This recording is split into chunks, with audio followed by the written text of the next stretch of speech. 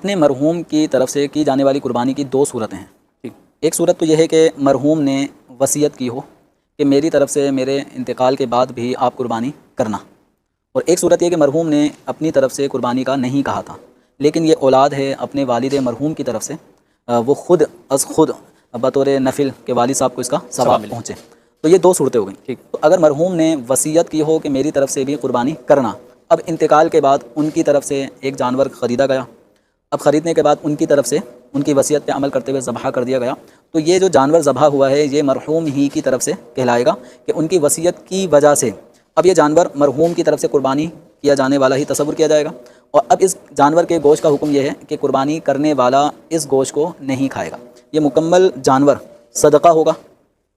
یعنی فقراء میں صدقہ کر دیں گے. اس جانور کے یوں تین حصے نہیں کریں گے کہ ایک حصہ رکھ لیا، ایک غریبوں کو دے دیا اور ایک جو ہے رشتہ داروں کو دے دیا. صدقہ کریں گے، یہ پورا ہی فقراء کو صدقہ کیا جائے، چاہے پیسے وصیت کے بعد پیسے انہوں نے اپنی طرف، لیکن وصیت کی اور اس وصیت کے مطابق انہوں نے قربانی کی ہے. تو اس کا حکم یہ ہوا. اور دوسری صورت کہ والد نے انتقال سے پہلے کوئی ایسی وصیت نہیں کی تھی، لیکن اللہ تعالیٰ نے بیٹے کو سعادت دی ہے کہ اس نے جانور خریدا، والد کی محبت میں یہ والد کی طرف سے، والد مرحوم کی طرف سے قربانی کر رہا ہے. تو اب یہ والی جو قربانی ہے یہ ہے ایصال ثواب والی قربانی. ٹھیک، اس قربانی کا حکم یہ ہے کہ جو قربانی کرنے والا بیٹا ہے، یہ بیٹا خود ہی جانور لے کر آیا ہے، خریدا ہے، اس کا مالک ہے، اور مالک ہونے کی حیثیت سے اس نے اپنے والد کو ثواب پہنچانے کے لیے ان کی طرف سے قربانی کی ہے. تو یہ حقیقتاً والد کی طرف سے قربانی نہیں کہلائے گی، کیونکہ اس جانور کا مالک بیٹا تھا. یہ قربانی بیٹے ہی کے ملک والے جانور پر ہوئی، تو یہ بیٹے ہی کی طرف سے قربانی کرنا کہلائے گی. اچھا، اب اگرچہ اس کے ذہن میں یہ کہ میں والد صاحب کی طرف سے کر رہا ہوں،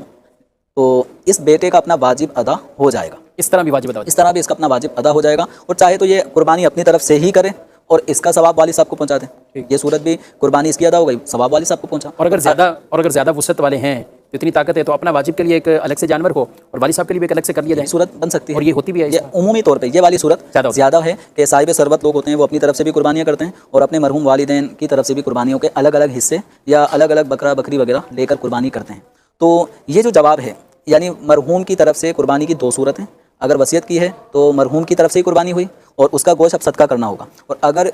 والد نے مرحوم نے وصیت نہیں کی تھی، یہ از خود ان کی محبت میں بطور ایصال ثواب ان کی طرف سے قربانی کرتا ہے، تو یہ جو گوشت ہے یہ خود بھی استعمال کر سکتا ہے، اور جو قربانی کے گوشت کے مستحب 3 طریقے ہیں اس طریقہ کار کے مطابق اس کو تقسیم کر سکتا ہے. تو یہ جواب ہے اس چیز کا کہ مرحوم کی طرف سے قربانی اگر کوئی کرے اور انہوں نے وصیت نہ کی ہو تو قربانی کرنے والے اس بیٹے یا جو بھی شخص بیٹی ہے اس کی طرف سے اپنا واجب ادا ہو جائے گا. اچھا، یہ جو میرا جواب ہے شفیق بھائی، یہ گزشتہ کچھ 2 سلسلوں پہلے ایک جواب میں نے سلسلے کے دوران ہی بیان کیا تھا. اس میں ضمنی طور پہ یہ بات آئی تھی کہ ایک شخص ہے وہ اپنی طرف سے قربانی نہیں کرتا، کبھی اپنے والد صاحب جو حیات ہیں ان کی طرف سے کر دیتا ہے، کبھی والدہ کی طرف سے کر دیتا ہے، یعنی خود کبھی کرتا ہے اور یوں باریاں لگائی